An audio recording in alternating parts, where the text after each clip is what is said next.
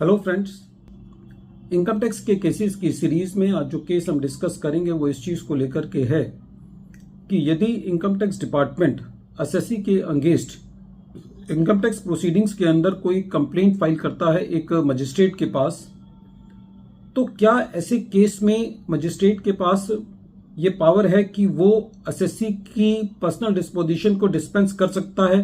SSC को ये छूट दे सकता है कि एसएससी अपनी ट्रायल प्रोसीडिंग्स के दौरान कोर्ट में ना पर्सनली प्रेजेंट हो। यही issue honourable Calcutta high court ने अपने एक case Gaurav Kumar Chopra versus Union of India and another के केस में डिसाइड किया।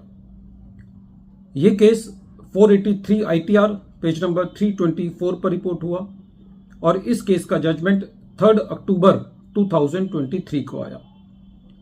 प्रेजेंट केस के फैक्ट्स बड़े सिंपल हैं। प्रेजेंट केस के अंदर इनकम टैक्स डिपार्टमेंट ने एसएससी के अगेंस्ट प्रोसिक्यूशन प्रोसीडिंग्स के लिए ट्रायल कोर्ट के अंदर कंप्लेंट फाइल करी। एसएससी ने ये एप्लीकेशन लगाया कि एसएससी को पर्सनल कोर्ट के अंदर प्रेजेंस होने के लिए ना कहा जाए। जब ये मैटर कोर्ट के विचाराधीन था तो कोर्ट ने ये कहा कि section 205 of the code of criminal procedure 1973 के मुताबिक मजिस्ट्रेट के पास ये अथॉरिटी है कि वो एसएससी की पर्सनल डिस्पोजिशन को डिस्पेंस कर सकता है। वो ये कह सकता है कि एसएससी की पर्सनल डिस्पोजिशन रिक्वायर्ड नहीं है। कोर्ट का ये कहना था ऐसा करने के लिए मजिस्ट्रेट को ये देखना है कि किस तरीके की कंट्रोवर्सी के लिए ट्रायल चल रहा है। कोर्ट का ये कहना था कि यदि एसएससी के पर्सनल प्रेजेंस होने से कोई यूजफुल पर्पस सर्व नहीं होता तो एसएससी की पर्सनल प्रेजेंस को इग्नोर किया जा सकता है। कोर्ट का यह कहना था कि यदि कोई कंप्लेंट डॉक्यूमेंट्स के आधार पर फाइल की गई है तो उस केस में भी ये कहा जा सकता है या एसएससी को पर्सनल डिस्पोजिशन के लिए प्रेशराइज नहीं किया जाना चाहिए। कोर्ट ने यह कहा कि यदि एसएससी की पर्सनल डिस्पोजिशन की वजह से जो प्रोसीडिंग्स हैं वो अननेसेसरी प्रोलॉन्ग कर रही हैं तो ऐसे केस में भी पर्सनल डिस्पोजिशन को डिस्पेंस किया जा सकता है।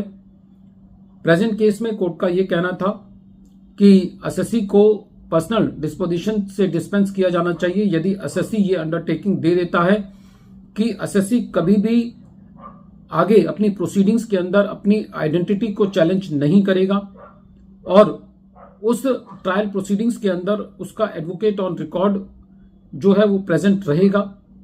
कोर्ट ने यह कहा कि एसएससी को यह भी अंडरटेकिंग देनी होगी कि जब कभी भी कोर्ट को यह महसूस होगा कि एसएससी की पर्सनल डिस्पोजिशन की जरूरत है तो एसएससी कोर्ट में प्रेजेंट होगा।